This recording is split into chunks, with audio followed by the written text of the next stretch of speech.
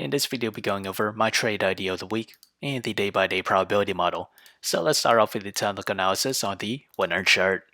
We are back into NUGT territory. We're approaching to oversold levels with the RSI. With the 4-hour chart, we remain in NUGT, seeing signs of a diverge. We're slightly off of oversold levels with the RSI.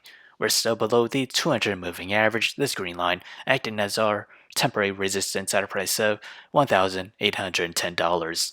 As we extend that to the daily chart, we are dipping into NUGT territory.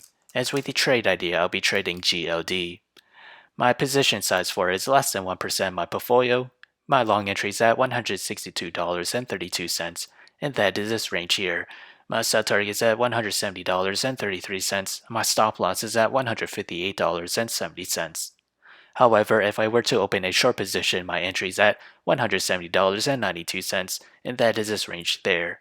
My sell target is at $166.04, and my stop loss is at $174.73. So whichever entry price were to hit first, that'll be my position of the week. So how did I develop these trade ideas? It all comes from the day-by-day probability model.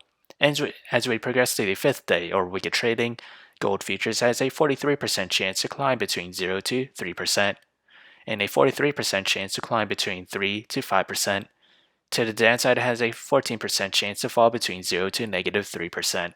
So if you enjoyed this content, feel free to like, comment, subscribe, and thank you for watching.